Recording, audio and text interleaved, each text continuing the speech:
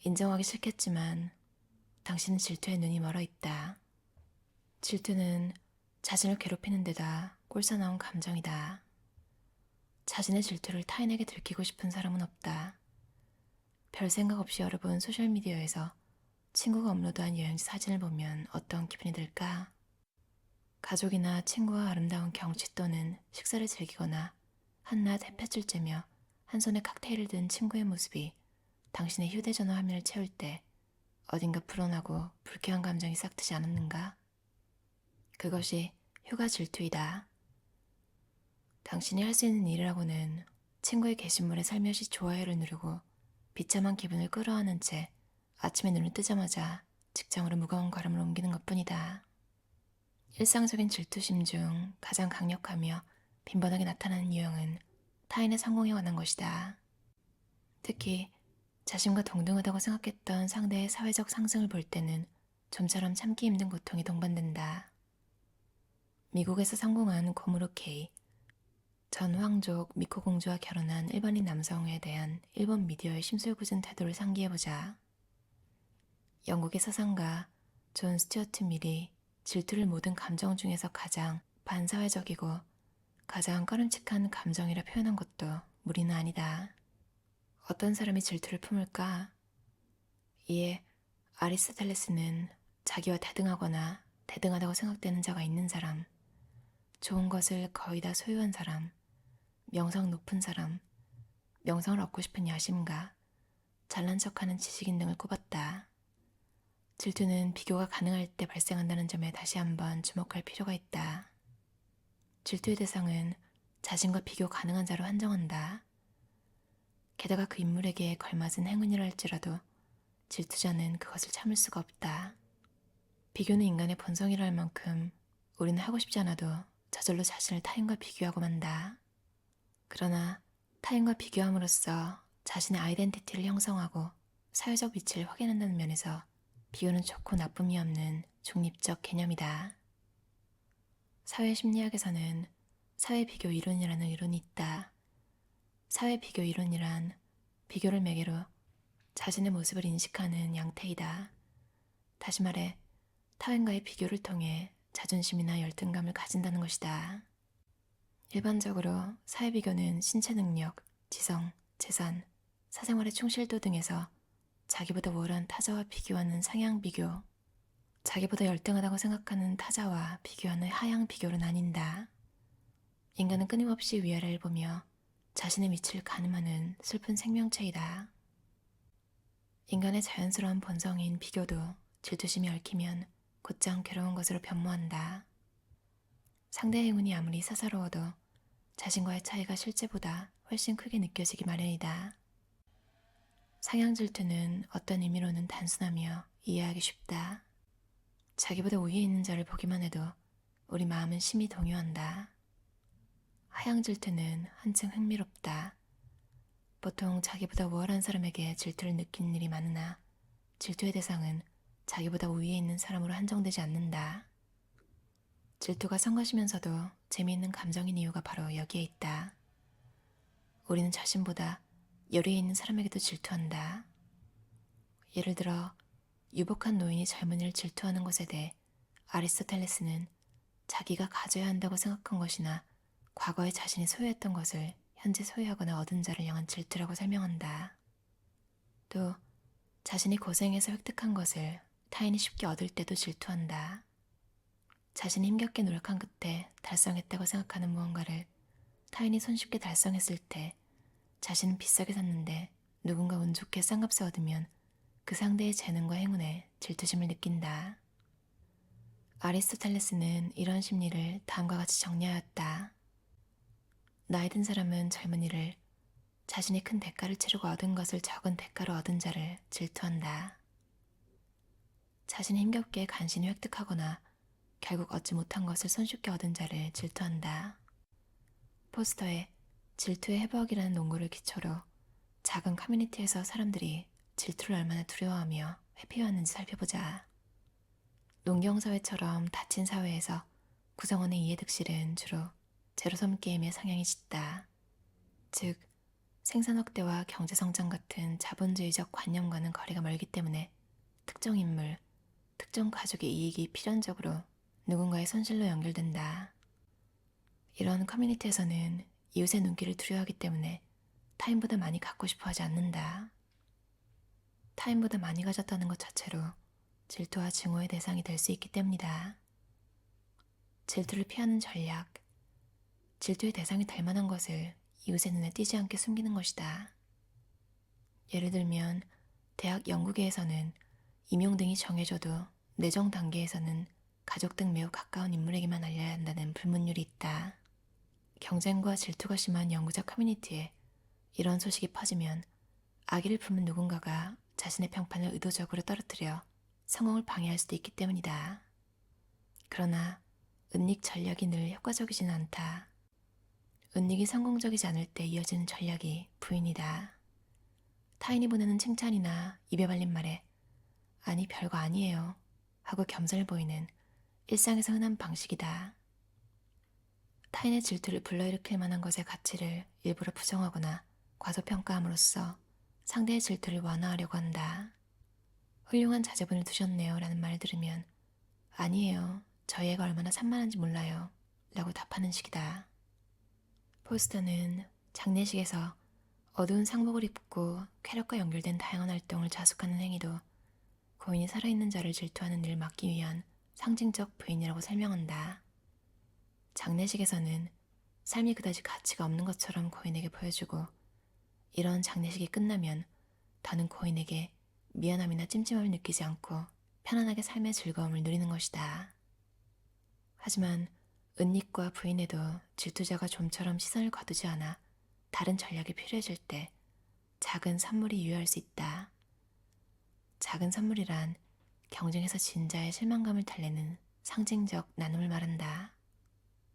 승자는 질투자에게 작은 선물을 건넴으로써 질투심을 상쇄하려 한다.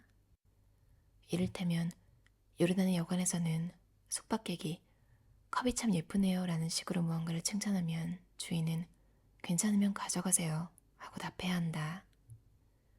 이로써 주인은 손님의 질투심을 억제할 수 있다고 생각하기 때문이다. 물론 이런 상황에서 손님은 주인의 제안을 거절하는 것이 예의이다. 여기서는 고도의 커뮤니케이션이 이루어진다. 우리 일상에도 이런 작은 선물 전략은 빈번하게 활용된다. 결혼식에서 부케를 던지고 여행에 다녀오면 기념품을 선물로 건네는 행위에도 상징적 나눔의 기능이 있다. 이처럼 특별한 기회를 누리지 않는 상대의 질투를 피하기 위한 시스템은 사회 곳곳에서 존재한다. 질투가 가장 노골적으로 드러날 때는 언제일까? 바로 돈이 얽혔을 때다. 동료와 자신의 급여 차이에 따라 일일비하는 것이 우리의 일상이다. 금전적 수치는 비교를 쉽게 하므로 질투의 온상이 되기 쉽다. 질투의 가장 큰 특징은 비교가 있는 곳에 질투가 있다는 것이다. 대중의 질투는 무엇보다 경계해야 할 대상으로 경멸을 받아왔다. 질투에는 휴일이 없다. 프랜시스 베이컨. 자신의 행운을 과시하는 자가 질투를 부르기 쉬운 것이 분명하다. 그러나 거침없이 행운을 보여주는 것보다 음흉하게 살짝 냄새를 풍기는 편이 질투를 사기 쉽다. 슈퍼리치 도널드 트럼프가 백인 노동자 계급의 지지를 받고 힐러리 클린턴이 그렇지 못한 데는 이런 이유가 있는지도 모른다. 질투를 그 자체로 진정시키는 일은 매우 어려우므로 질투심이 옮겨갈 다른 목표가 어떻게든 필요해진다. 그래서 현명한 자는 자신에게 쏟아질 질투를 전가하기 위해 다른 누군가를 등장시켜서 자신에게 향할 수 있는 질투를 슬쩍 옆으로 돌려버린다. 칸트는 질투를 타인의 행복이 자신의 행복을 조금도 해치지 않는데 타인의 행복을 보는 것에 고통을 느끼는 마음이라고 정의한다. 자신과 아무 상관없는 이웃의 성공이 자신의 행복을 흐리게 하고 부름만 도드라지게 만드는 것이다. 질투, 배은망덕, 샤덴프로이데. 칸트는 이것들을 인간에 반하는 악덕, 사회에서 억제되어야 할 악덕으로 보았다. 유사한 견해를 보인 스피노자의 에티카 제3부 감정의 기원과 본성의 관어의 한 부분을 살펴보자. 질투는 인간으로서 타인의 불행을 기쁨으로, 타인의 행복을 슬픔으로 느끼게 만드는 한 인간에 대한 미움 그 자체이다. 질투자가 질투하는 상대와 동등해지면 이전의 악감정은 잦아들고 상대에게 정중한 대접을 받기라도 하면 곧바로 사이가 좋아질 수 있다. 생각했던 것보다 괜찮은 녀석이네 라는 생각이 드는 것이다. 이런 정념에 휘둘리지 않으려면 자신의 진가를 확인하는 것이 중요하다. 맨더빌에 따르면 현명한 자가 다른 사람들만큼 질투하지 않는 이유는 멍청하고 어리석은 자보다 서슴없이 자신을 찬미하기 때문이다. 바꿔 말하면 자신의 가치를 확신하지 못하는 사람, 이른바 자존감이 낮은 사람은 아무리 성공해도 또는 상대보다 우위에 있어도 끊임없이 질투심에 휘둘릴 수 있다는 뜻이다. 야마모토 케이 저자의 질투라는 감옥이라는 책이었어요. 질투심을 안 느껴본 사람이 있을까요? 그렇게 말하는 사람을 저는 좀 못 믿을 것 같아요. 감정이라는 것에 대한 개념이 없나? 혹은 어디가 좀 고장났나? 혹은 그런 감정을 느끼는 자신이 너무 싫어서 회피하는 거는 아닐까? 그러니까 좀 너무 깊게 생각하는 것도 있는데 아무튼 이런 감정을 느끼지 않아 본 사람이 있을까요? 어린이들만 봐도 자기한테 왔던 관심이 뭐 동생이나 주변 친구나 이렇게 가게 되면 막 우는 아이들도 있잖아요. 그게 무슨 감정인지 이름은 모를지라도 이제 애기들도 느끼는 게 질투라는 것 같은데, 질투라는 걸 느낄 때 하나 좋은 점은 내가 이런 부분이 결핍되어 있었구나, 이런 부분이 사실 되게 잘하고 싶었구나, 내가 저걸 하고 싶구나. 그러니까 막 다짜고짜 남이 하는 모든 게 좋아 보이고 이러서, 그러니까 막 어머 이것도 하고 싶고 저것도 하고 싶고 다 따라하고 싶은 그런 정도가 아니라 뭔가 특정 부분? 자꾸 건드리는 그런 게 나타날 때 내가 어쩌면 이게 되게 하고 싶나 보다, 그런 걸 깨닫게 해주는 거는 되게 좋은 것 같아요. 그걸 시작하게 하는 계기가 되게 할 수도 있겠고, 최소한 내가 나 사실은 저거 되게 하고 싶었구나, 좀 나를 이해하는 시간을 가질 수도 있고. 이 책에서 하나 되게 좋았던 게, 좋았다기보다 그냥 좀 평온해진다고 할까요?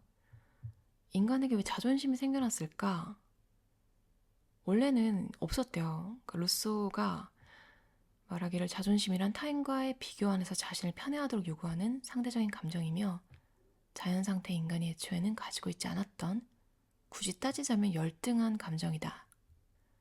근데 자연 상태에서 숲을 헤매던 사람들이 한 곳에 정착하고 무리를 만들기 시작하면서 커뮤니티가 생긴 거죠.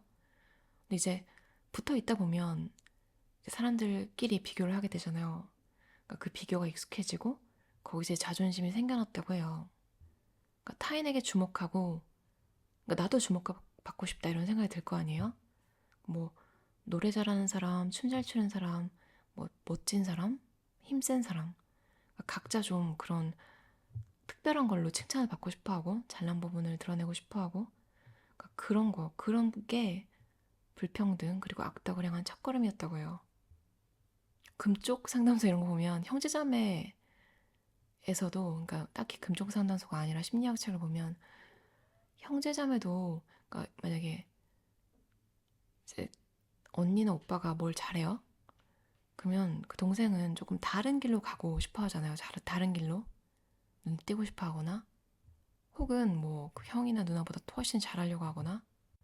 그러니까 이런 감정은 자연 상태에서는 존재하지 않았던 것이라고요. 그러니까 이게 되게 그래서 사람들이 자연을 편애하나? 가면 그냥 마음이 되게 고요해지는 게 있잖아요. 그러니까 사회에서 좀 동떨어져서 그렇게 무의 상태, 그러니까 내가 아무것도 신경 쓰지 않는 그런 상태로 마음이 편해져서 자연을 좋아하나? 이런 생각이 들기도 하고, 자연 상태에서 사람들은 타인과 비교하지 않고 충분히 풍요로운 생활을 누렸기 때문이다. 미니멀리즘에 관심 많으신 분들은 이 감정을 좀 소중하게 생각하는 것 같기도 해요. 자연 상태에서 사람들은 자존심이 아니라 자기애를 가지고 있었다. 그러니까 자존심이랑 자기애는 다른 거라고 해요. 자기애는 모든 동물을 자기 보존에 힘쓰게 하는 자연적 감정이다. 그러니까 나를 향해 있죠. 자존심은 사회 안에서 생겨난 상대적 인위적 감정에 지나지 않는다. 자존심은 그 어떤 타인보다 자신을 가장 존중하게 하여 사람들 사이에서 행해지는 모든 악을 만들어내는 동시에 명예의 진정한 원천이다. 그러니까 이거는 남의 관심이 필연적으로 이게 충족이 돼야 되는 거잖아요. 그러니까 남을 그렇게 만든다는 게 얼마나 힘들겠어요. 내가 남의 감정을 컨트롤할 수 있는 게 아닌데. 루소는 비교와 질투의 기원을 그려내며 자존심이 안락한 생활하는 자연인에게 비극을 가져왔다고 말한다. 질투는 사회와 함께 생겨났다는 거죠.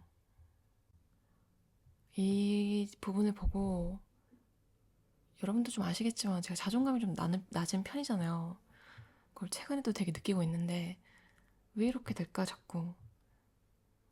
어떻게 보면 그게 편해서 그러니까 그런 사람들이 질투하지 않잖아요. 무시하면 무시했지.